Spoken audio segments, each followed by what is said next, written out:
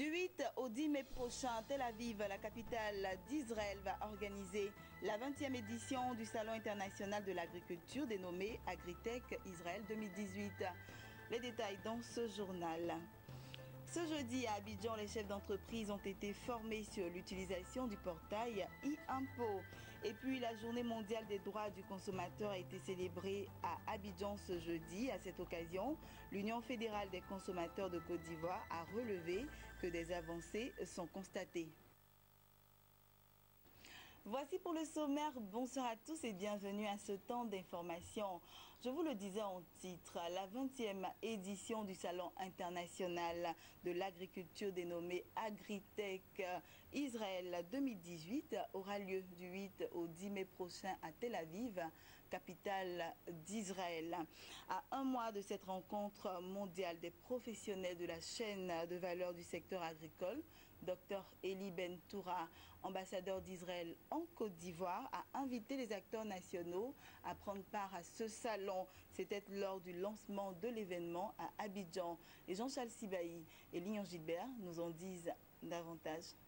Tel Aviv, la capitale d'Israël, va accueillir du 8 au 10 mai prochain la 20e édition du Salon international de l'agriculture Agritech Israël 2018.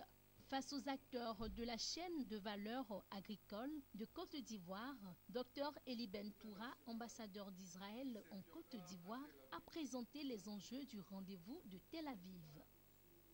Agritech Israël 2018 est une exposition professionnelle internationale qui se tiendra à Tel Aviv, Israël, de 8 à 10 mai 2018 sur la technologie agricole. En fait, Agritech représente le lieu de rencontre où tous les acteurs du secteur de l'agriculture peuvent exposer et avoir des rencontres business to business, bénéficier des dernières innovations agricoles et du savoir-faire israélien, prendre part à plusieurs conférences présentées par des maîtres de conférences locaux et internationaux, visiter le salon des machines agricoles, faire des tournées professionnelles avec des itinéraires intéressants, obtenir des techniques et solutions pour une agriculture réussie, discuter des questions urgentes et élaborer des projets et des collaborations avec leurs interlocuteurs.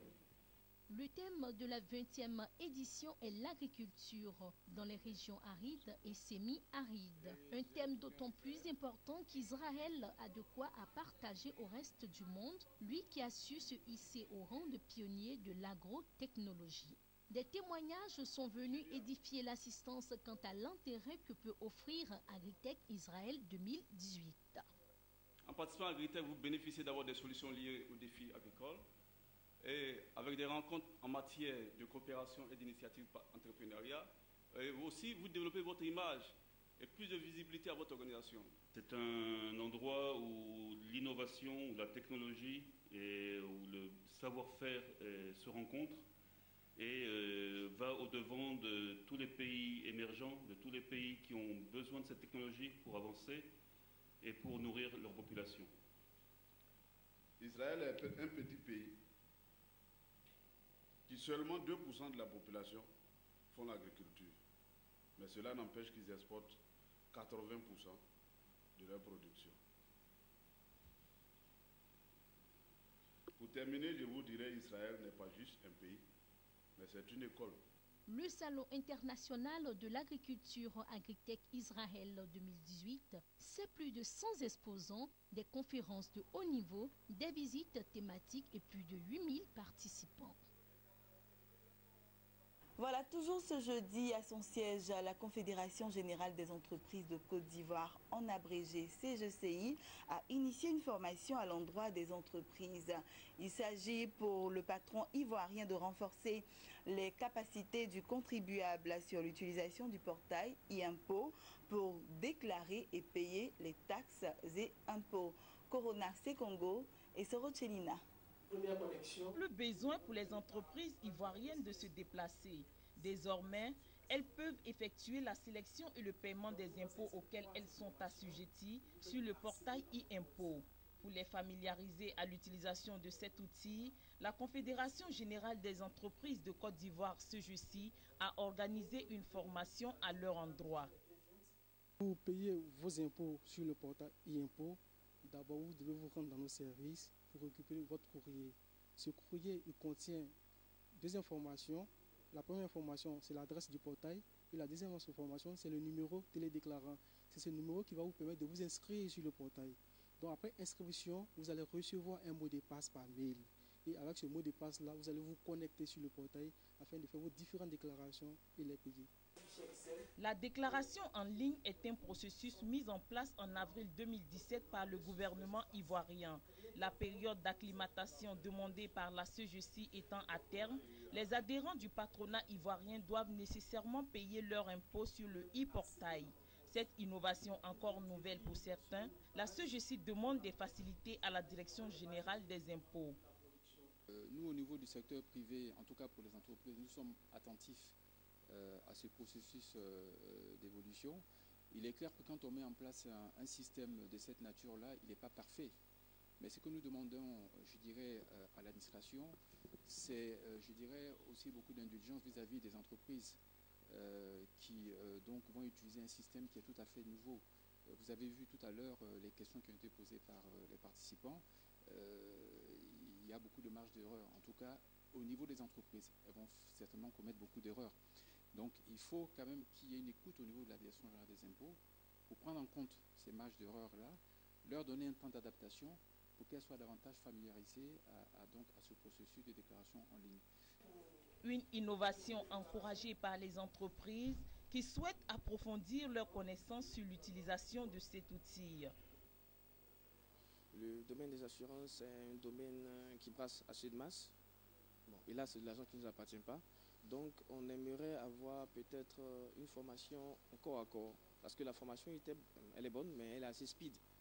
Voilà, c'est vrai que oui, on peut s'accommoder, faire avec, mais il faudra qu'après, peut-être, on fasse par secteur d'activité, je pense. Voilà, assurance, banque, industrie, pour que voilà, ça soit plus compris par tout le monde, de façon plus claire en fait. Déjà, c'est de sensibiliser tous les chefs d'entreprise à adhérer à ce nouveau concept. Sensibiliser, former et les chefs d'entreprise et les agents qui dépendent des services financiers des entreprises. Et aussi de faire une grande communication autour de ce nouveau concept. La déclaration et le paiement des impôts en ligne sont partie de l'ambition du gouvernement de moderniser et simplifier le système déclaratif en Côte d'Ivoire. Elle s'adresse pour l'instant aux entreprises ayant un chiffre d'affaires supérieur à 200 millions de francs CFA. Vous pouvez les payer sur le portail. Parlons à présent des droits du consommateur. La journée mondiale des droits du consommateur a été célébrée jeudi à Abidjan. À cette occasion, l'Union fédérale des consommateurs de Côte d'Ivoire a jeté un regard critique sur la situation des droits du consommateur de Côte d'Ivoire. Elle note avec satisfaction un début de volonté de l'État de Côte d'Ivoire d'associer les organisations de défense des consommateurs à la prise de décision. Au troisième jour de la semaine du consommateur de Côte d'Ivoire, l'UFC, l'Union fédérale des consommateurs, a sacrifié à une tradition, la célébration de la journée mondiale des droits du consommateur. À cette occasion, elle a posé un diagnostic de la situation des droits du consommateur en Côte d'Ivoire. L'entrée en vigueur de la loi sur la consommation avec le démarrage du processus de mise en place des institutions prévues par cette loi, la réforme de la Commission nationale de la concurrence pour la rendre plus opérationnelle et plus dynamique, la restructuration du Conseil national de lutte contre la vie chère, avec un meilleur positionnement des fédérations de consommateurs et leurs faits tiers. Si l'UFC souligne quelques actions concrètes de renforcement du dispositif national de lutte contre la cherté de la vie, l'organisation regrette un certain nombre de réformes entreprises par l'État. Le passage du Conseil national de la communication audiovisuelle, CNCA, à la haute autorité de la communication audiovisuelle, ACA, qui a emporté la représentation des consommateurs au conseil d'administration. L'absence de représentation des consommateurs dans les nouvelles structures en charge du transport, depuis la disparition de la SONATT et l'AGETU. L'absence de représentation des consommateurs au niveau du régulateur d'énergie. Pour l'émissaire du gouvernement, l'État œuvre en faveur du bien-être des consommateurs. Selon le directeur de la lutte contre la concurrence, les pouvoirs publics continuent d'agir en faveur d'une meilleure sécurité des consommateurs.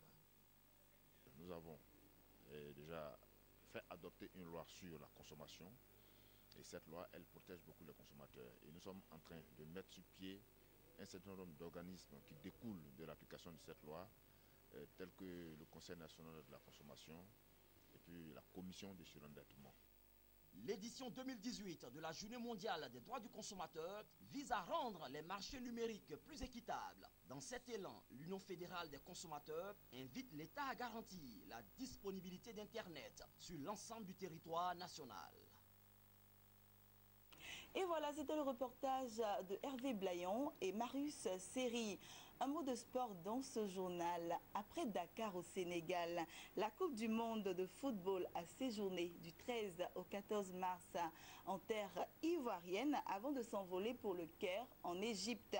2 jours pendant lesquels la Fédération internationale de football association FIFA en abrégé a présenté le trophée aux autorités ivoiriennes et surtout aux nombreux fans du ballon rond en Côte d'Ivoire. Lawani Babatunde pour plus de détails.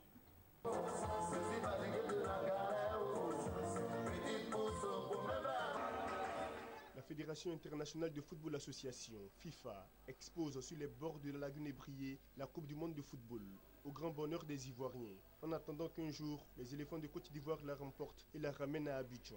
Ce trophée en argent fin plaqué or, haut de 35 cm et de 6,175 kg, fascine aussi bien les athlètes que les amoureux du ballon rond. Ici, comme dans toutes les capitales où elle a déjà sillonné, ce sont des millions de supporters qui viennent en famille ou entre amis vivre cette expérience. Franchement, c'est beaucoup d'enthousiasme de voir cette Coupe du Monde de près. Franchement, tous les jours, on voit ça à la télé et ça nous fait beaucoup plaisir de voir ça aujourd'hui dans notre pays. Vraiment, c'est avec émotion qu'on n'a pas touché, mais vu de très près cette fameuse coupe.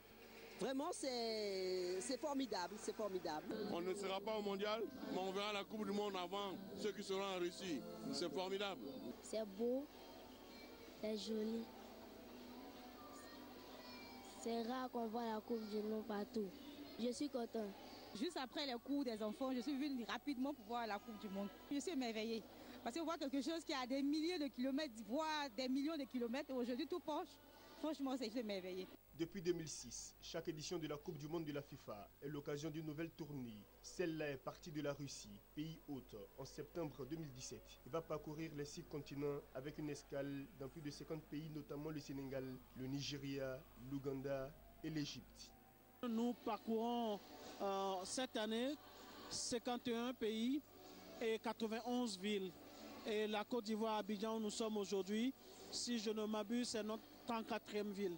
Donc nous avons encore la moitié à faire. Nous étions au Sénégal, c'était fabuleux et on a senti que toute la nation était derrière l'équipe sénégalaise, les Lions de la Teranga, pour dignement représenter le pays à la Coupe du Monde. Au Nigeria, c'était la même faveur avec les Green Eagles, certains d'entre eux étaient d'ailleurs avec nous pendant notre séjour à Lagos et à Abuja. En temps ordinaire, le trophée est uniquement visible à 3 occasions. Au musée de football mondial de la FIFA de Zurich en Suisse, lors du tirage au sort officiel de la Coupe du Monde et enfin pendant la finale de l'épreuve suprême à l'issue de laquelle est connu le champion du monde. En juin prochain, 32 nations iront en Russie à la conquête de ce trophée exposé juste derrière moi. Battus à Abidjan par le Maroc, les éléphants de Côte d'Ivoire ne seront pas de la bataille, mais qu'à cela ne tienne, les Ivoiriens, eux, ont la chance de voir de près cette coupe et même se prendre une photo avec, grâce au FIFA World Cup Trophy Tour.